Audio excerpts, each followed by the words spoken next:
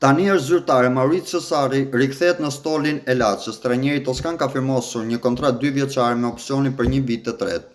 Mauricio Sarri do të përfitojë një pak për 2.8 milionë euro në sezon, plus bonusën në rast kualifikimi në Champions League të skuadrës së Lazios. Përsa i përket Mauricio Sarri u largua në mars të vitit 2024 pas disa konflikteve për anën e shpenzimeve, një Lazio që në atë kohë nuk donte të investote, por është për të kujtuar që Lazio e Mauricio Sarri në vitin 2022-2023 ka arritur një nga rezultatet më të mira në të gjithë dekadën e fundit përsa i përket klubit të Lazios, që ishte vendi i dytë mbas Napolit.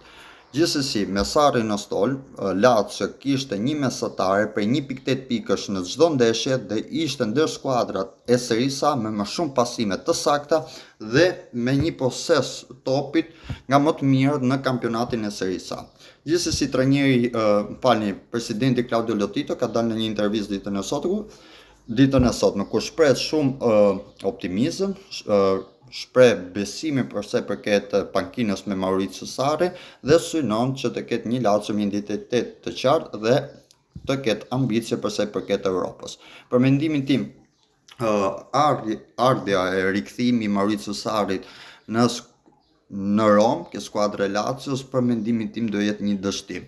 Gjithsesi, komentoni mendimin tuaj me rikthimin e Mauricio Sarrit. Lazio mund të jetë ajo skuadra kompetitive që mund të luajë për 4 vendet e para apo jo?